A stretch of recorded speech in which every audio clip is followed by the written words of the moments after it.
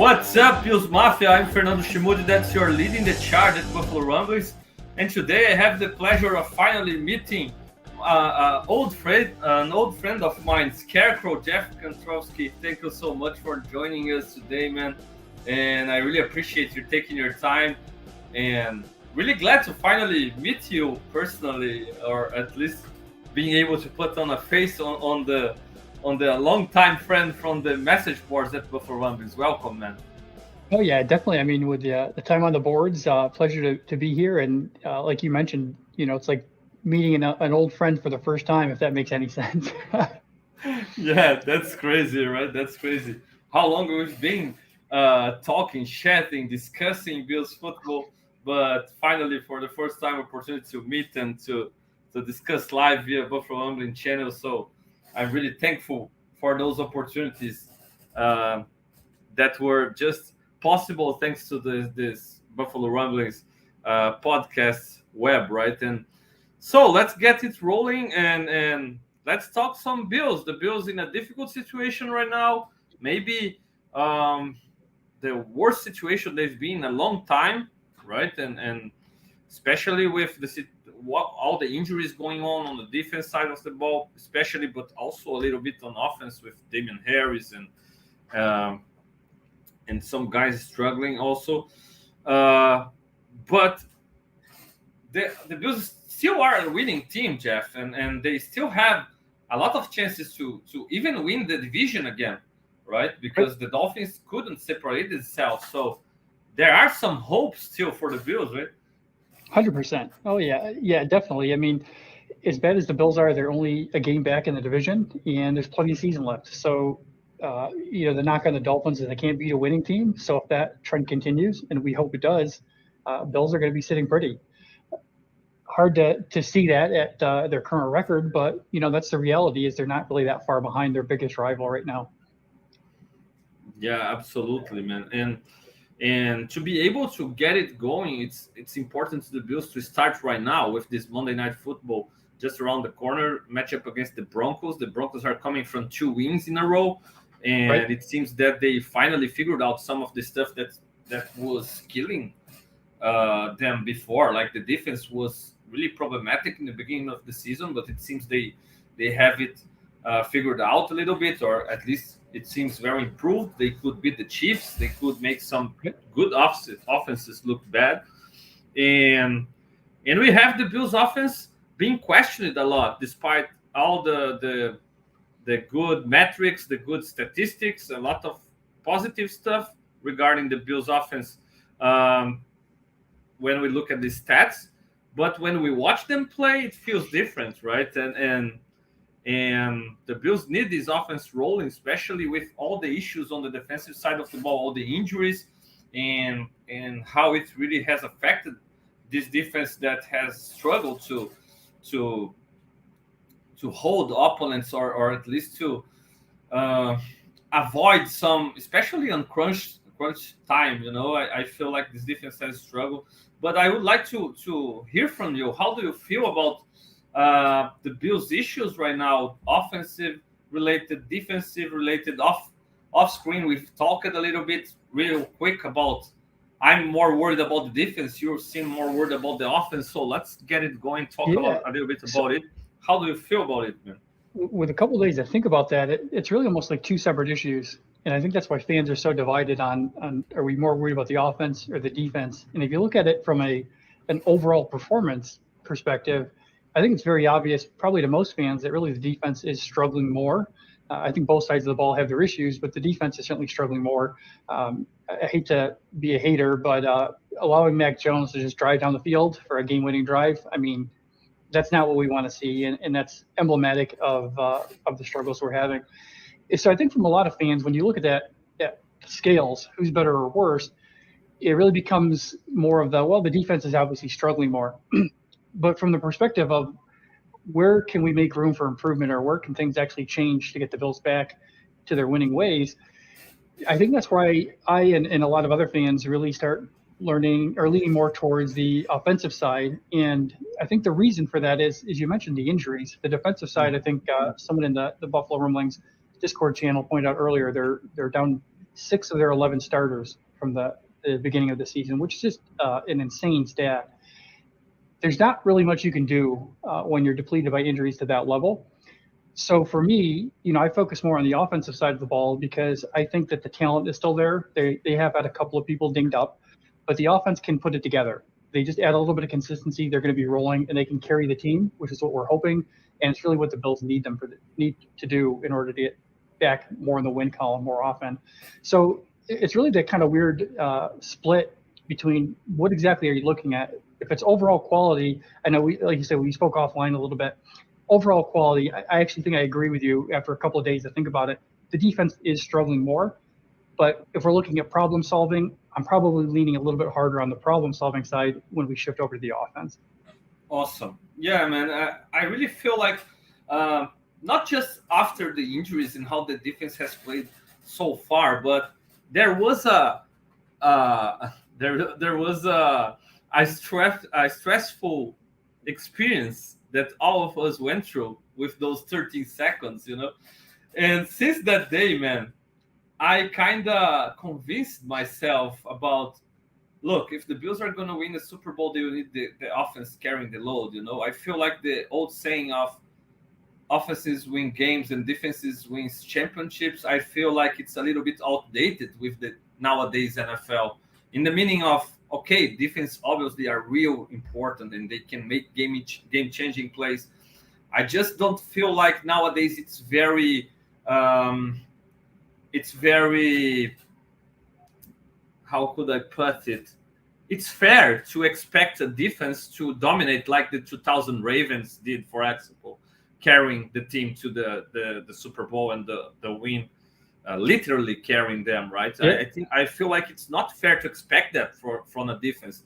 We've seen real good defenses from the Bills in the last few years, number 1 ranked, number 3 ranked, and we saw what happened when we faced Patrick Mahomes in the playoffs or Joe Burrows of the world. So I feel like since that day in the 13 seconds, I felt like, okay, the Bills will need the offense carrying the load and the defense playing complementary football, creating some turnovers in the right situations at the right time, being able to get out of the field in a crucial situation, give the ball back to Josh with 2 minutes left and give him an opportunity to win the game, And so since that day, I kind of made my mind about, okay, the Bills defense, even with the all the starters, the defense complete with all the starters, all the investment, the Bills have invested a lot on the defensive side of the ball.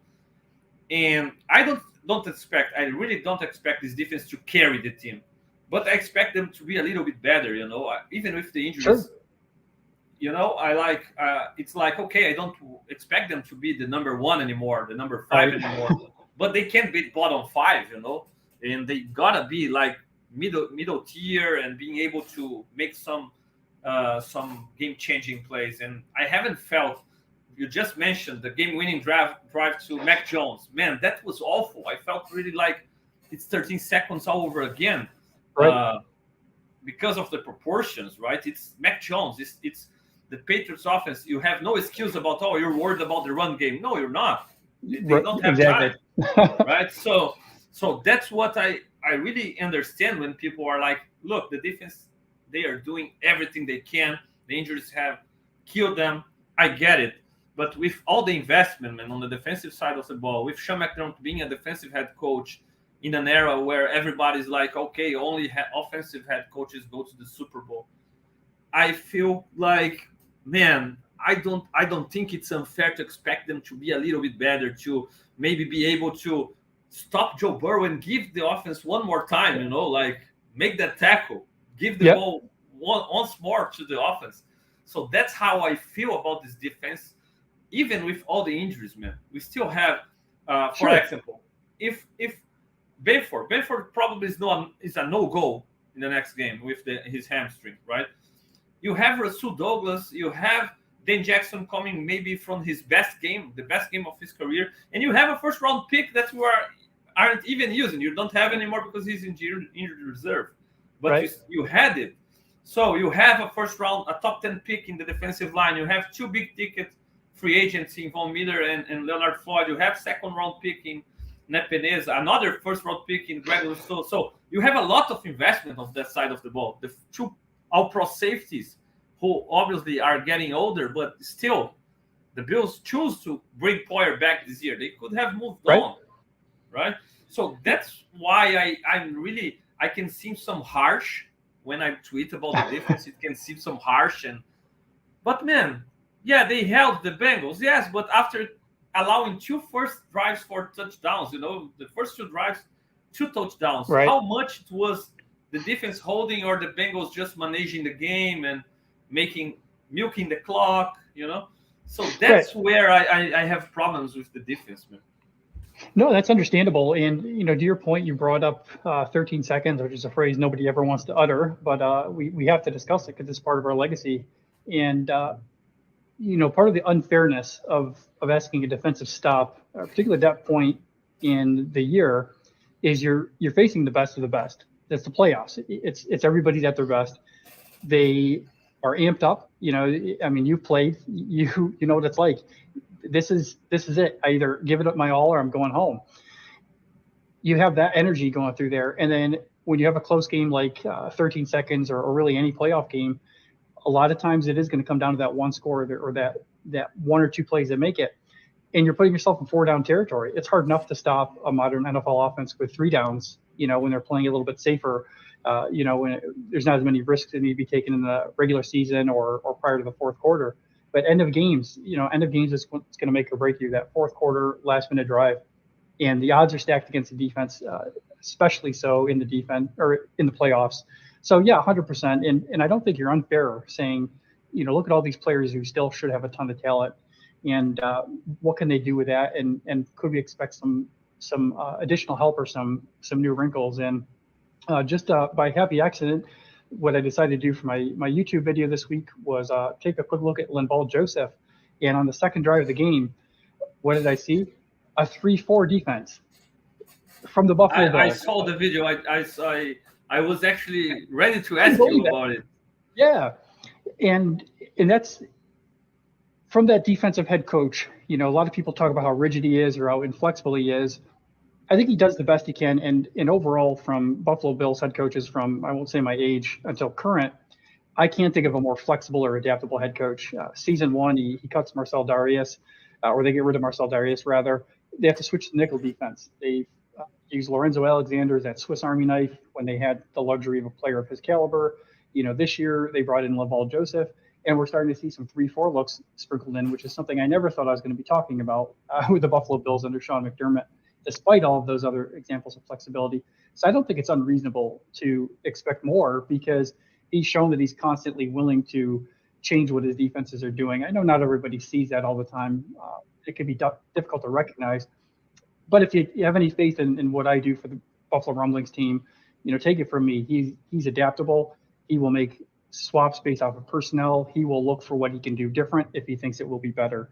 So I think he's doing that, and I'm hoping we're going to start to see some dividends. And I know with the group, the Rumblings group, not a lot of us really like the head coach of the Broncos. His name's almost forbidden. We like to see bad things happen to the man because he seems like he's just kind of a jerk. This is the game I want things to click because it's going to feel even worse if he's the one who puts what'll feel like the last nail in the coffin for the Bills. So, yeah, I think it's we keep coming back to this offense or defense chicken versus egg situation, and there's good arguments on both sides.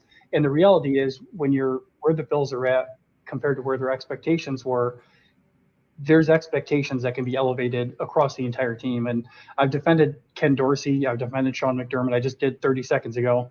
I've defended all of that.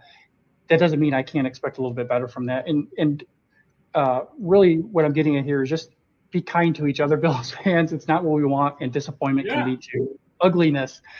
So be nice to each other. Let's, we're not really looking for answers. The team's doing it, but let's discuss what is happening with the team and find those answers in a way where we're not, saying things we don't mean to each other along the way, if that makes sense. No doubt.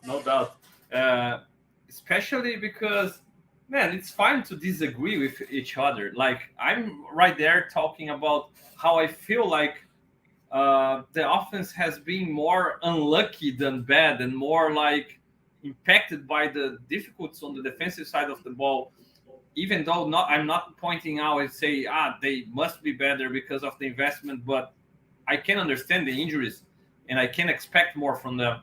But it's fine to disagree.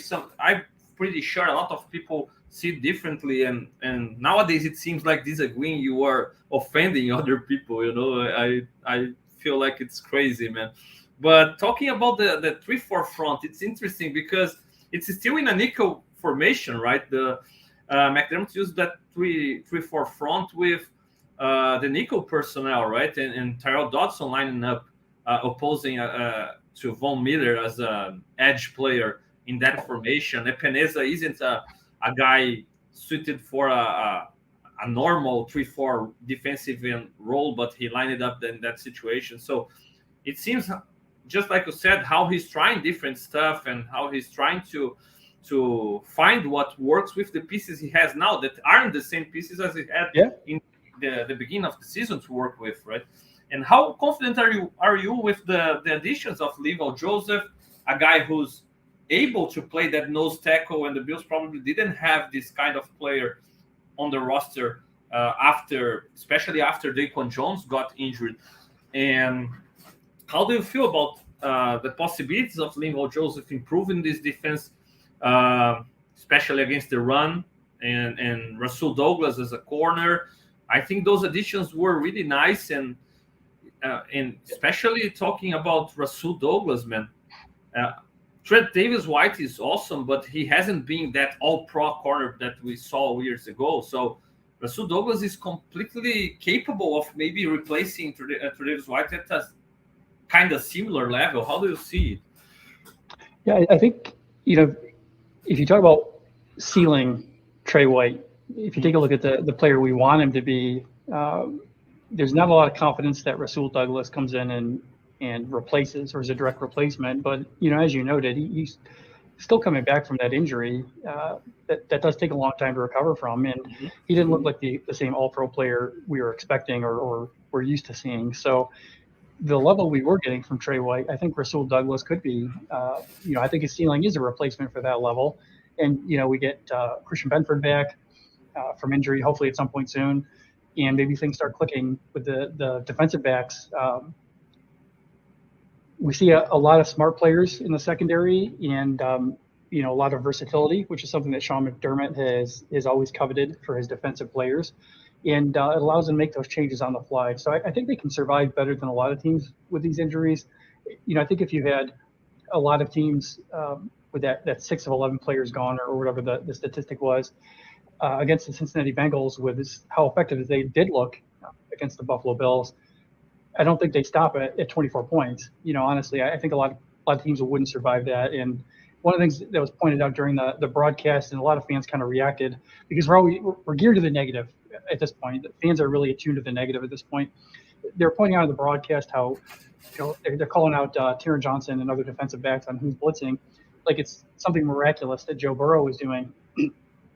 And we hear it from Allen all the time. He'll point at the player, that's the mic, or he'll call those things out. This is normal quarterbacking. So Joe Burrow, yes, he's very talented, but it's not like this was some sort of grand proof or evidence that the Buffalo Bills are this predictable defense that everybody can see coming from a mile away.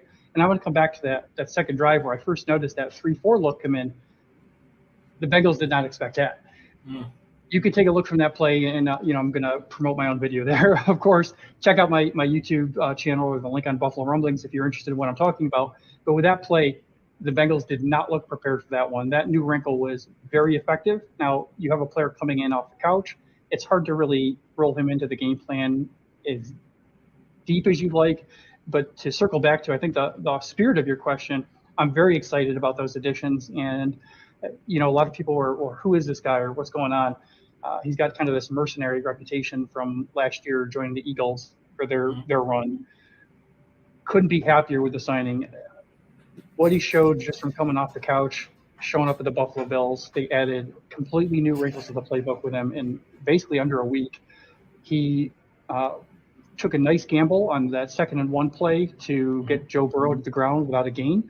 It was just a lot of very positive things. He ate up the double team near the goal line, just what we wanted. all the things you could hope that we would have with that signing. He delivered in game one. He's coming in fresh, he's coming in healthy, and he's coming in with a ton of experience and a lot of physicality that I don't know if we've ever had with the Sean McDermott team. I was a huge fan of Star Lotulelei. I think he's a phenomenal player, but I think Joseph just brings that extra physicality that we really haven't seen, which allowed McDermott to say, you know what, the heck with it. We're going to try him at nose tackle as a true nose tackle. We're going to try with a 3-4 style front. We're going to see if Terrell Dodson and Von Miller can play that edge position across from each other. We're going to see what happens. And, it seems like a little bit of a gamble when you're talking about it out loud, but the results spoke for themselves. Absolutely. And back to Rasul Douglas, man. I just like when I talked about the 13 seconds and how my expectations for the defense changed after that game, and how I started to see the defense as the complementary piece to the offense led by Josh and not the other way around. And Rasul Douglas is the kind of piece that I was expecting to add to this defense, because that's a guy who can take opportunities of taking the ball away from the opponents. He will make those interceptions. He will create those turnovers that this defense badly needs in this moment, because it will be difficult to expect them to stop opponents all the time. But if they can create some turnovers, man, even talking about the Bengals game, they stayed on the field forever. They took a long time to get off the field. But with the way, right after the Bills scored, and the Bills could have scored in the drive before when Kincaid fumbled the ball. So when the offense got going and they finally were able to make it a game again, man, one turnover and you change the game completely, right? So Rasul Douglas is the kind of guy that can make this play for you, and we haven't seen it from Ben Jackson or from Benford yet. So it's a really nice addition to add to this secondary. Yeah, and when you're talking about all those players, the thing that they have in common with Sean McDermott kind of prototype, and I do want to extend the respect to Leslie Frazier as well, since they seem really to be in lockstep. So just throwing that out there, a ton of respect for Coach Frazier. But the main thing that all those defensive backs have in common really is their on-field intelligence. Those have been the type of defensive backs that have dominated with the Bills. And I think Rasul Douglas fits in perfectly. But the one thing he brings that Benford and Jackson really don't have yet is that depth of experience. And just juggling all of those things.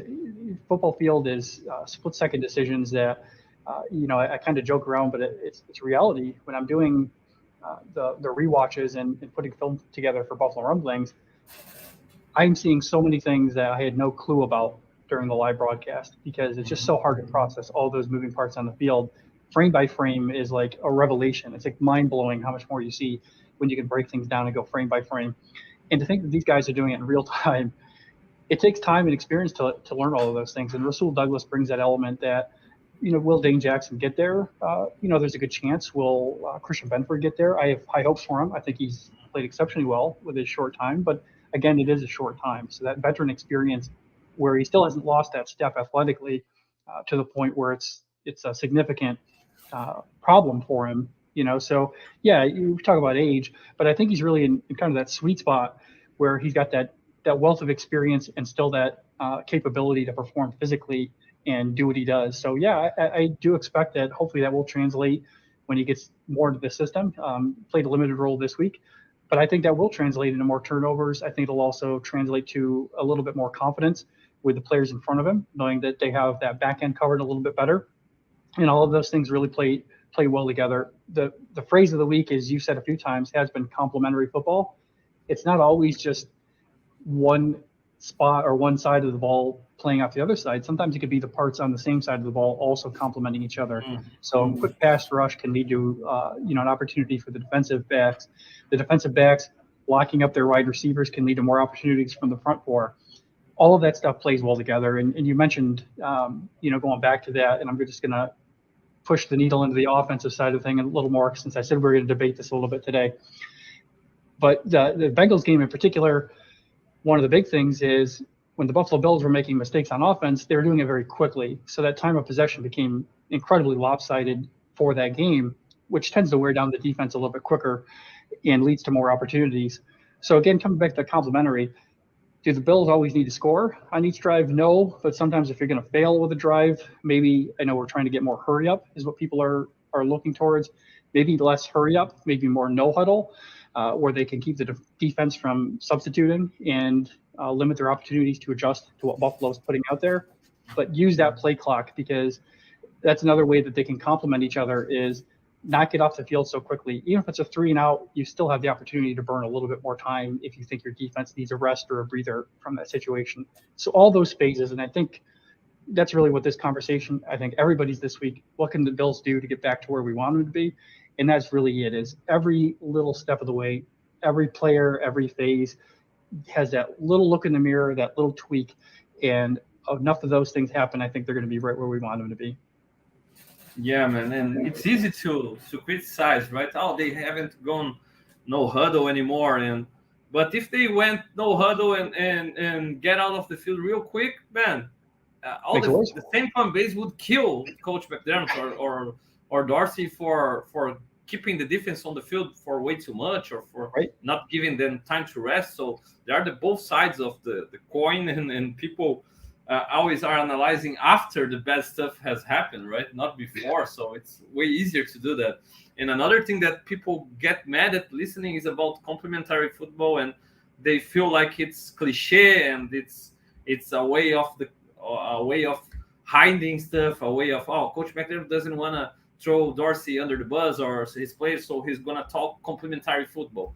And but man, there is no other explanation, no better explanation for this difficult moment for the Bills, because in this Bengals game, and it's something that we can see even in the live broadcast, when the offense was rolling, the defense wasn't in the start of the game, and then the opposite happened, right? When you felt like, the defense is doing a great job holding down the Bengals, man, if they were, that was the time that the offense started to struggle, right? So that's complementary football, man, and it makes all the difference in the world. And even the special teams, nobody talks a lot about the special teams, but those special teams plays make all the difference in the world. Like, a few weeks ago, Tyler Bass missed some field goals, and they were really important that game, right? And how about the return game? We haven't had any of those big time returns, those Naheem Hines returns against the Patriots last year. Those touchdowns were huge for that game, right? So we haven't had a great special teams play also. Even some Martin's punts have been pretty meh, right? So that's complementary football, man, right? Yeah, 100%. Yeah, no, and there's kind of a running joke in the Rumblings Discord about my feelings on kickoff returns. You brought up Naheem Hines. He had 2 touchdown returns in one game against the Patriots. That's 33% of the total for the entire regular season for the league. There's only six returns all year. So if you can generate even one of those big plays, it really is a huge boost. But the running joke with the Rumblings crew is my rule of thumb is you don't ever return a kickoff, because the odds are so stacked against you, and all you're doing is you're beating your team up. You're making everybody sprint. You're making everybody collide at full force with sprinting, and the end result is that you're probably going to end up with the ball around the 25 anyway. Yeah, risking a fumble, right? Yeah, absolutely. So, but on the flip side, I'm a huge fan of, and I wrote an article about it a few years back with Tyler Bass. He's got good directional kicking, and he's got more than enough power. I love, we talk about coffin corner punting. I think Tyler Bass is capable of coffin corner kickoffs. So where you can direct people into one lane, you take away half of the field for the return, and you're forcing the guy to make that decision. So, this year they can call for that fair catch, get the ball at the 25, but guys are still taking that risk. So I think that's still something that's in play. And all those little details, I'm glad you brought up special teams, because that's a phase where everybody's focused on offense versus defense, but that phase really is struggling. You had one game, I think it might have been the Buccaneers game, where Sam Martin was just untouchable. His punts were magnificent all game. I'm like, this guy's really, really helping the team out. And then against the Bengals, it's like, oof. Yeah. Not a team you want to give a short field to. We had the wrong result versus the wrong team, so to speak, with that. In all those pieces, we've allowed a couple of big returns on punts and kickoffs that have bit the defense. The defense is struggling. Even one more set of downs that the special teams crew can give them is that one extra chance to get off the field and maybe make something happen. And then back to your point with, the offense is rolling and the defense is sinking, and then they flip. If you just have back-to-back series where they both play well, I mean, they lost to the Bengals by one score. You have one series where they both just complement each other for 10 minutes. You have 10 minutes of solid play from the entire team. That entire game could be completely different. And it has seemed to be how the season goes. One does well, the other kind of falls off. And if people are starting to hate on that phrase, complementary football, but it sounds like you and I are on the same page. It is probably the one thing that if we could see more complementing of each other, we could see more of those things meshing a little bit throughout the game. I think it would lead to what we want, which is wins. Great, man. Great. To close out on the defense side of the ball, so we can move on to the offensive side of the ball and discuss a little bit of this malign side so far. How about Hyde and Poyer, man? As we talked today, Hyde and Poyer are they didn't train, right? They didn't practice, and they are questionable so far. Their status is questionable so far for the Monday Night Football game. How do you feel about our aging safeties? Because they've been great, man. They've been awesome finds by McDermott. And when our defense became good, when nobody expected them to be good, when McDermott took over, they were a big reason why.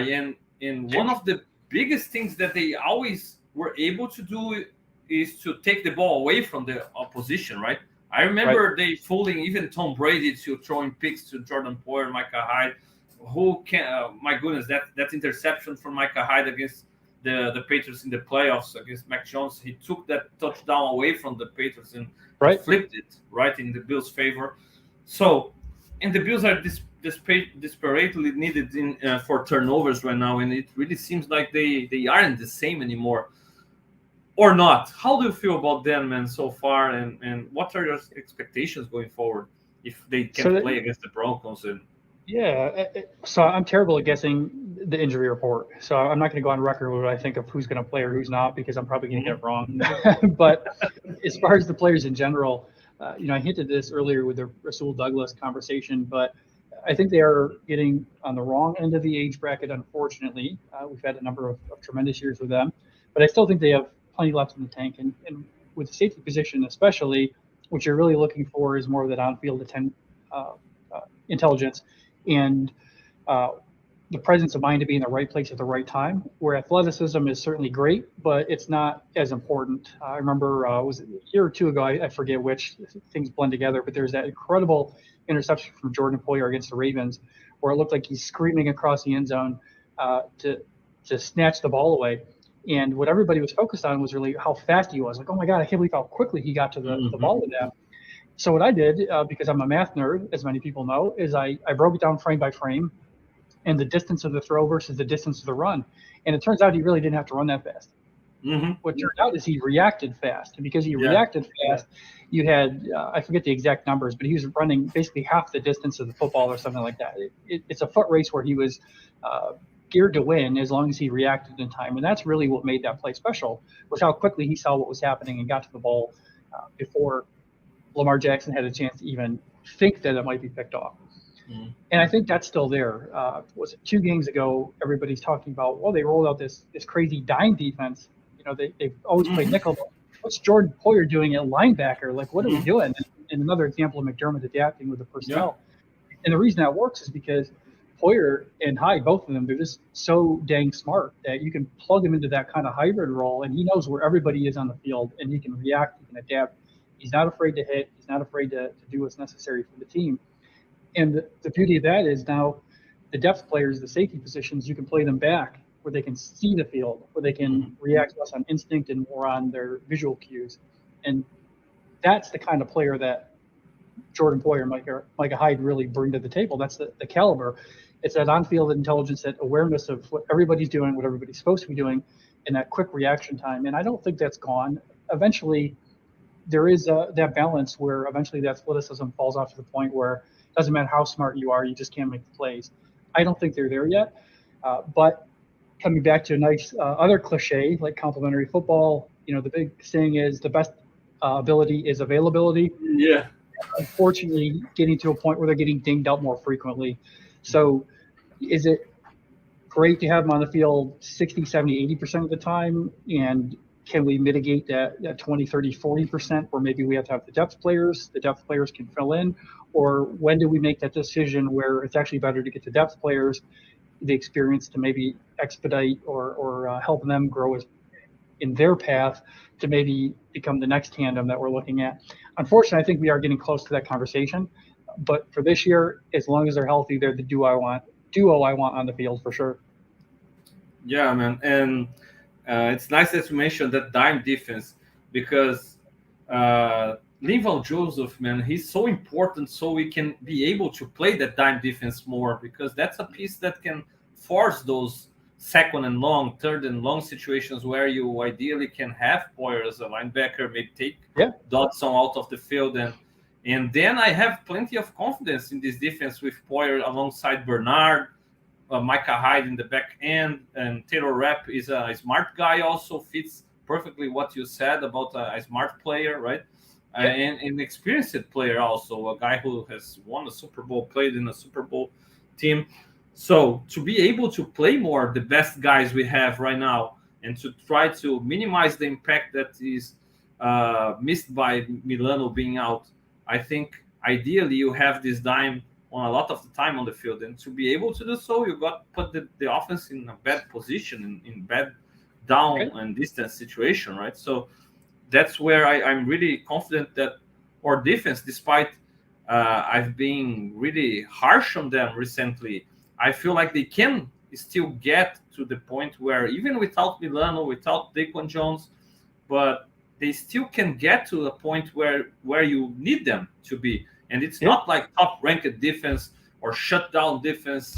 No, but a defense that's opportunistic, that can get out of the field on third down, that can create some turnovers here and there. So that's my expectation for this defense. And I feel like when they are healthy, or can't even call healthy because we are losing Milano, Daquan Jones, White, but with the players they have right now, and Von Miller feeling better, feeling more confident according to himself, maybe by playoffs time, they are really in a great situation. But the challenge now is to get there, right? And I still have hope for this defense, man. But on the other side, we have the offense. And the offense has looked great on the statistics. But when we watch them play, we feel like, man, there's something wrong. Nobody has been able to really decipher it. And what are your thoughts, man, about this offensive conundrum? Yeah, so it's tough. And, I make the case people are now arguing is that who's right, analytics or the eye test? Because analytics say they're doing fine. Eye test says otherwise. And realistically, both are pretty much the same side of the coin. So the eye test is really just, less data points with the analytics.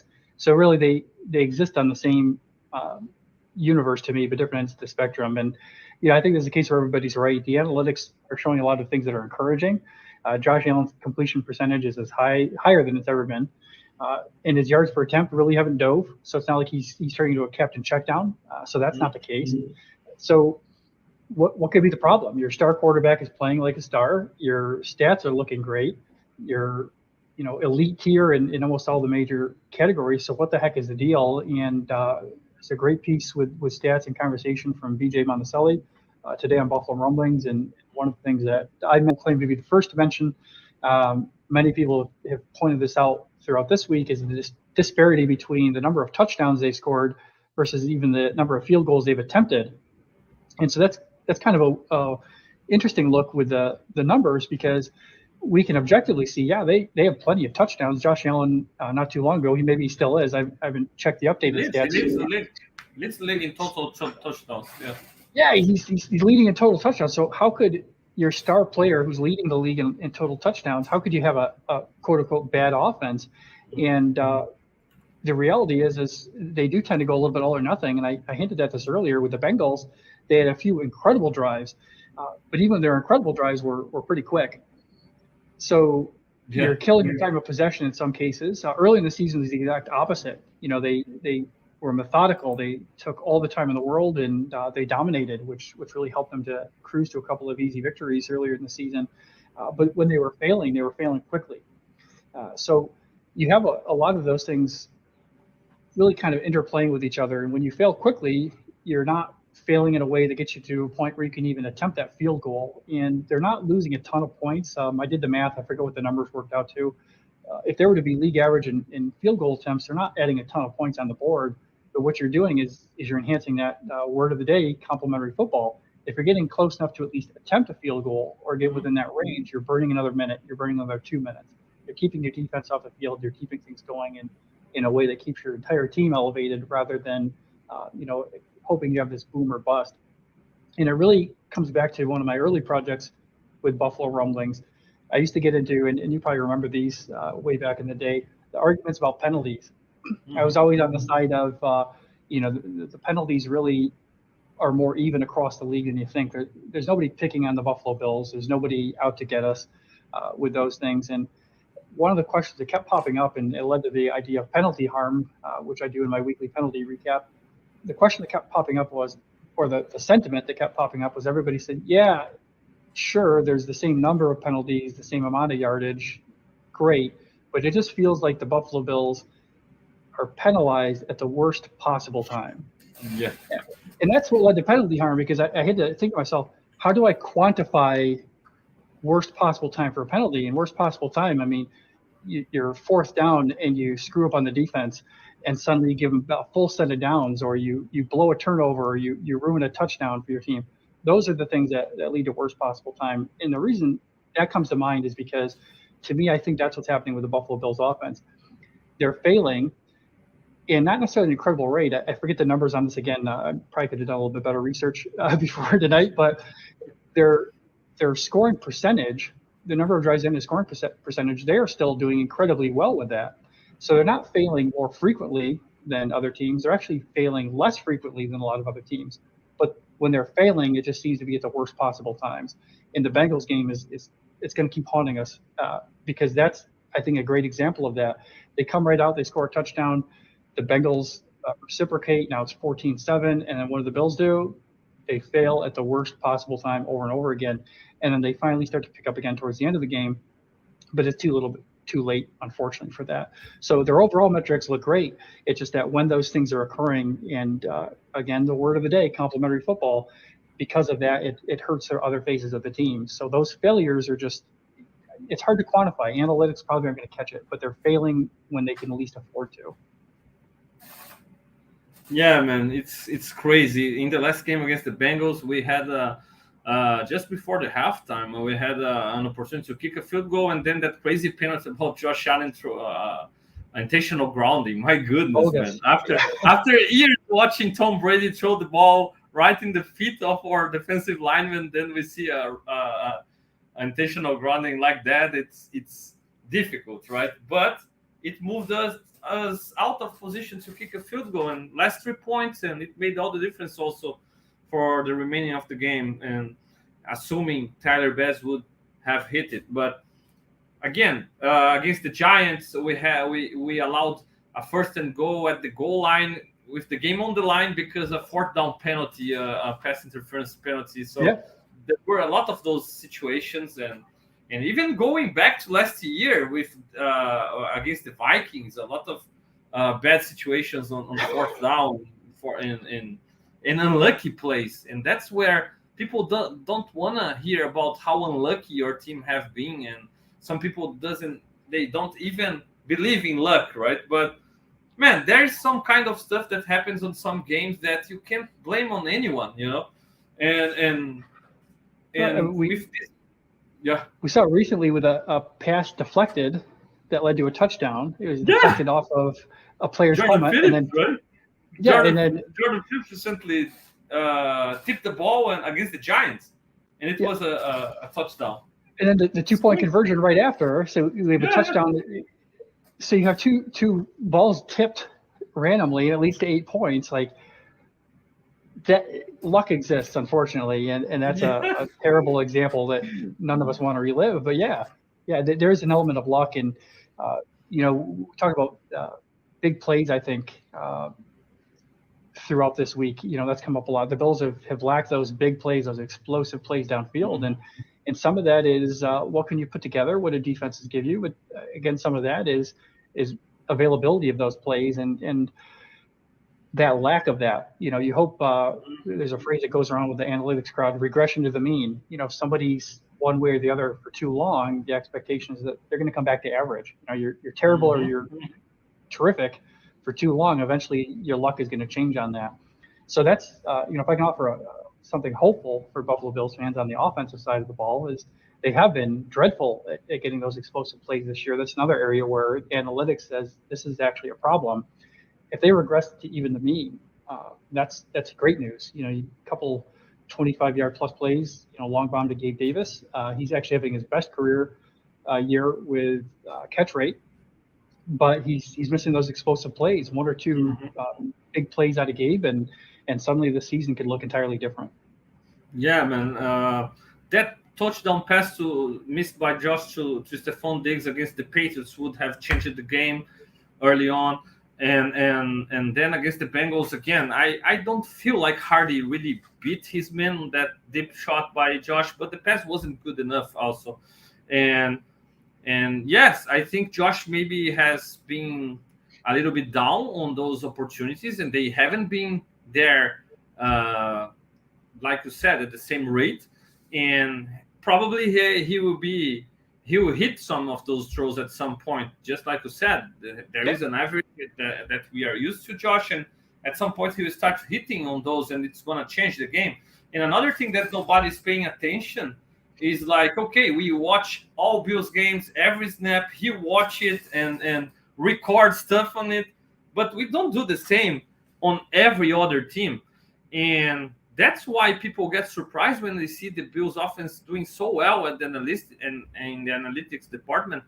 Because if you watch the other games, man, the Dolphins offense put up with 80 points on the Denver Broncos, and then they can score 14 against the Chiefs and or against us. They struggled also. And I'm not sure if I've even ever seen an offense look so powerful on one week and so miserable in another one, and it has happened with every team, man. We've seen some games from Mahomes, man. The refs bailed him out against the Jets because the Jets were gonna win that game, right. and his left tackle literally held the Jets pass rusher for so long that the Jets pass rusher had to slap the guy on the right. the helmet.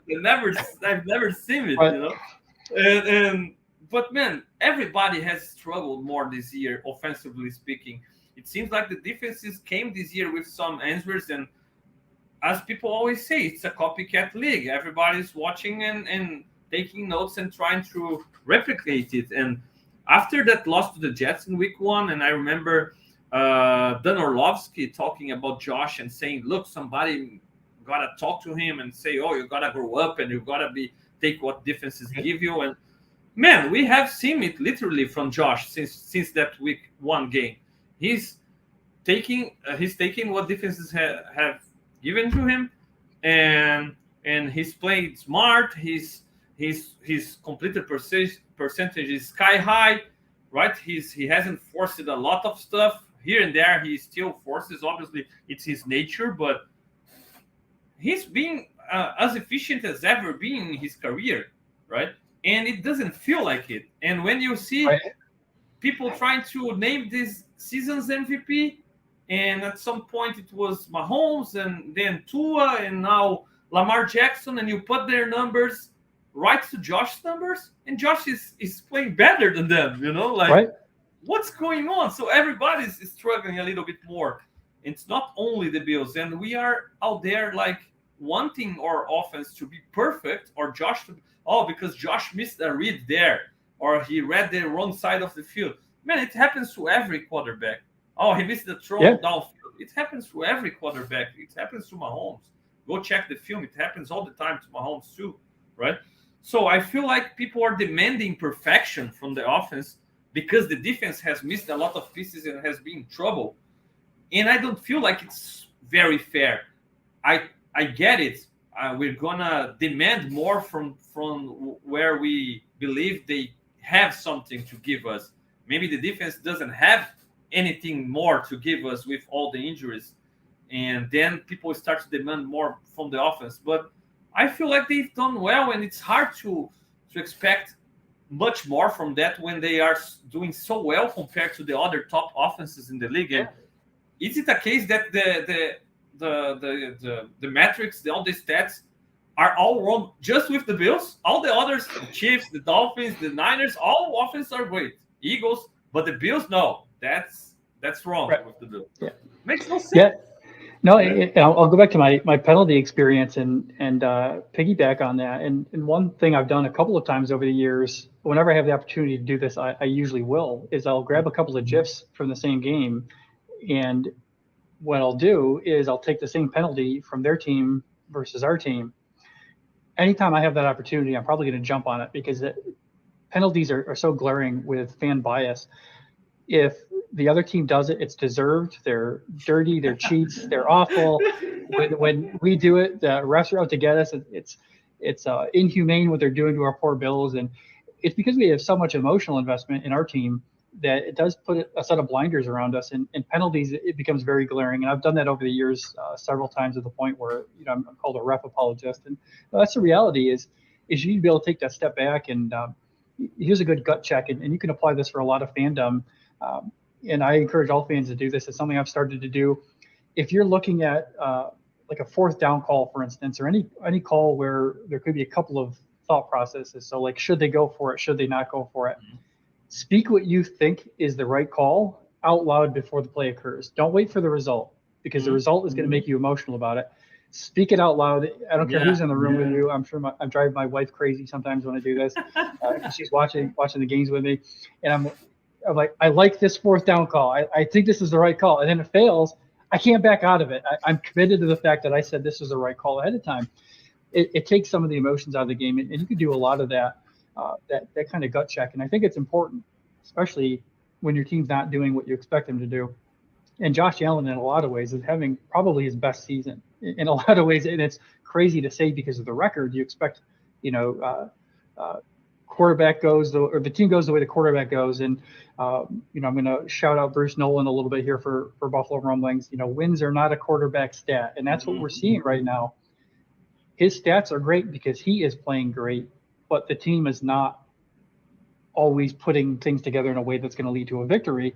So it's again a case of, and I think I said this earlier, it's a case of everybody really is right. Josh Allen really is playing incredible football. It just is not leading to victories the way we want because of, again, just a few things here and there. And we call it a game of inches. It's one of those other cliches. We've thrown a lot of them out tonight. It really is that game of inches. So, yeah, I'm a big fan of next-gen stats and the passing distribution charts. If you were to just stack those on a poster, Josh Allen's pass distribution charts for this season, and put them up on the wall, I think most Bills fans would look at it and be like, oh, my God, he's having an amazing year. But we're seeing it in the lens of more losses than we're comfortable with. And through that lens, nothing is going to look correct. So it's kind of like, I'm sure you've heard the phrase, seeing the world through rose-colored glasses. I don't know what color disappointment is, but we're seeing the world through disappointment-colored glasses with the whole team right now. So it's hard to take a step back and say, you know what, he really is playing well. Man, it's funny. It's funny that you mentioned it because I was talking to a friend today, Rafael. Rafael has been here in the chart for some episodes in Portuguese, and he was talking about that play, the shot play to Hardy that Josh underthrew.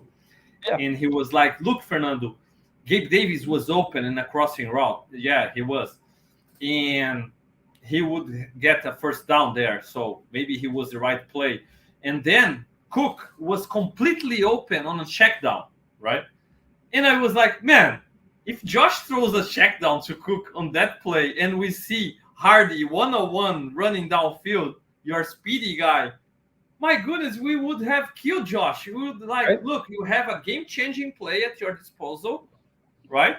And you throw a check down. Are you Trent Edwards, man? Right? Man, it makes no sense. But after, just like you said about your exercise, after seeing the result of Josh underthrowing it, it's easier to say, Gabe Davis was open for a first down. James Cook could take that check down and gain 3 yards. Come on, man. He had a shot Right. play. That's why I can't really be mad at Josh for going for that ball. Yes, I expect a better throw. Yes, I expect Hardy to do better in that situation since he's that Right. guy who was brought in to beat people with his speed. But man, he tried. He tried. I can't call it the wrong play, okay? Because that's a touchdown, and Josh is this kind of quarterback. He will take a touchdown opportunity every time against a first down, and a Right. lot of times it goes right, and we love it. But when it goes wrong, people wanna criticize and tell that Josh is missing reads. So I can't really be mad at that play, and that's how I feel about that situation. But Jeff, to close it out, man, um, I don't know about you. How confident are you feeling about the continuity or the sequence of the season? But I feel like with all the unlucky situations, with bad play, bad complementary football. Sorry, Bills Mafia, but that's the word. And with all the injuries, man, I feel like the Bills, even in the losses and even the loss against the Bengals, just like you said, it was a 6-point game, and we almost had an opportunity to a game-winning drive, right? The loss against the Patriots, man, we were one drive away of our defense doing their jobs and stopping. Maybe they stopped that Patriots offense 9 times out of 10, and they didn't stop in that situation. So I feel like the losses have been close. The wins maybe have been closer than we were used to, because the Bills have blown out a lot of teams in the last few years. But we saw in the last year, man, we starting maybe playing our best football early on the season. Week 1 against the Rams, and the team was ready to win the Lombardi that month of September, and unfortunately the Super Bowl is in February. And right now, yes, it's not comfortable to be in this situation right now. It's not comfortable to think, look, maybe the Bills are going to miss the playoffs because of this situation. But if there is a time to a team to start to figure out stuff, to get hot, and to get into the playoffs in a good shape, it's right now for the Bills. With a difficult schedule, we have the bye week just a couple of weeks ahead, and I feel like we still have the pieces. I always question some of the secondary weapons on the offense. I feel like Sure. finally they invested in the offense this year, and it's panning out with Kincaid and Torrance, 2 great additions. And I hope it encourages them to invest more to help Josh and Diggs. But Kincaid is emerging, and it gives me confidence that we finally found a new Beasley for this offense. If you get what I'm talking about that secondary piece to Diggs, right, to move the chains. And on the defensive side, we missed people, but we got Rasul Douglas, we got Joseph. We will get a little bit healthier, I hope. And the games will be difficult, but if we win those games, get into the playoffs, we'll be ready to beat anybody there, right?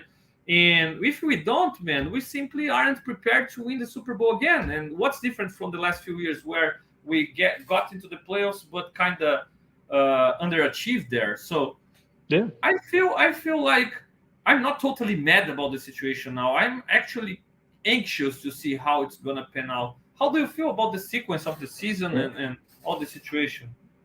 I mean, we're both drought era fans, so we've seen some of the worst teams the Bills have had for our generation. So, in one respect, I remember attending a game against the Saints where the Bills couldn't stop anything in the rain and cold, and sitting there and enjoying it, because you learn to enjoy more aspects than just the win-loss column. And the sad result is that 31 fan bases are going to be disappointed every year. That could be us. That's an unfortunate reality, and I don't like the pressure of the current record. I think it leaves a little less margin for error. But again, getting to the playoffs and warming up, as you said, peaking at the right time is important. So very clearly, they did not peak the last few weeks. The Buffalo Bills were not playing up to anybody's expectations, and that's unfortunate that it put them in the situation they're in. But on the other hand, we just need to get in. You don't want to be the wild card. If you don't have to be, you'd like to be the number 1 seed if at all possible. That's starting to look like a pipe dream. it's an outside chance. Yeah, sure, maybe a bunch of stuff would have to happen. I'm not going to count on that, but I do think the Dolphins are vulnerable. So catching up to them is not unrealistic. There's plenty of season to go. They stumble a couple games. Bills get to where they need to be. They peak. You know what? They're right back at the top of the AFC East, like we wanted them to be, and maybe they're hosting a playoff game again. Not a wild card team, so they still have a shot at that. And if they're in the wild card, it's not the end of the world. Two of my favorite Super Bowls are wild card Giants taking down the Patriots. It's a great Cinderella story. So it'll make the story even better. And that's really what we watch for, is we're watching for that story, for that experience, that emotional attachment to the team. So I'm still holding out a lot of hope. And as strange as it may sound to say this, the current climate with the team is that heightened anxiety.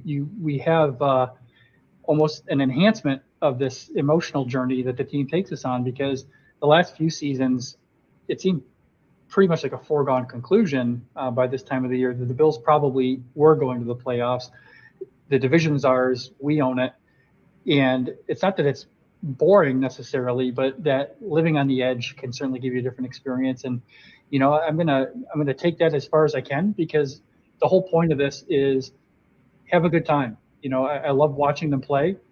There's a ton of players that are easy to root for. Josh Allen is one of the most lovable personas in the NFL, and he's not alone. Stephon Diggs, Gabe Davis, all of these players have such great personalities. They do a ton for the community, and they're really easy to root for. So I'm not going to stop doing that. I'm not going to panic. Worst case scenario is we have a season that's a little bit disappointing, but I'm watching for a lot of reasons other than the trophy, because I've never seen it in the first place, so I'd love to, but I've been watching for, again, I'm not going to tell people how old I am, but I've been watching for many, many years and never seen it. And I still keep tuning in every week. I'm not going to stop that. And it comes back to my earlier point. Make sure you're treating your fellow fans nicely. Nobody wants to be in this position. I could definitely go for a boring season, where it's undefeated. They blow everybody out by 3 scores. Yeah, that'd be great to have as a story for when I'm old and gray. Hey, remember that year the Bills just, completely unstoppable? Sure, it'd be great. We don't have that in front of us. It's not happening anytime soon. So enjoy what we have. So yeah, they're on the fence. They're on the razor's edge of the season right now, and it's nerve-wracking, but it's also exciting, and it leads to tremendous conversations like this. We've been at it for an hour, just having just an amazing time talking about this team, and it's through this lens of that razor's edge. So you know what? Maybe it's not what we dreamed up, but look at all the positives that can come from it. Look at all the fun you can have along the way with your, friends continents away, having this collective experience that we get to share because of this team. So there's no such thing as a lost season in my book. I've seen what people would call that, but I've never labeled it as such. So I'm going to have some sort of peace with myself no matter what the result of the season is. And I do have faith that this team can peak, because they certainly haven't. And if they do peak, they're a force to be reckoned with. And if they don't peak, you said it best, they weren't the team that was going to win it anyway. Absolutely, man. Bills Mafia, hit that like button, subscribe to Buffalo Rumblings channel. This episode of Leading the Chart is also available in Spotify, Apple Podcasts, other aggregators. Jeff, thank you so much, man. I had a blast today talking Bills with you, man. I really appreciate you taking your time. And the Leading the Chart doors are wide open every time you want to participate. You are always welcome, and thank you so much. I had a great time. Anytime you want to bore your audience with penalty talk and stats, just shoot the invite. I'm happy to be here. I had a great time. Thanks. Awesome, Bills Mafia. I'll be back on Sunday with a pregame show totally in Portuguese to Brazil and other Portuguese-speaking countries in Latin America. And that's it. See you around. Thank you so much, and go Bills.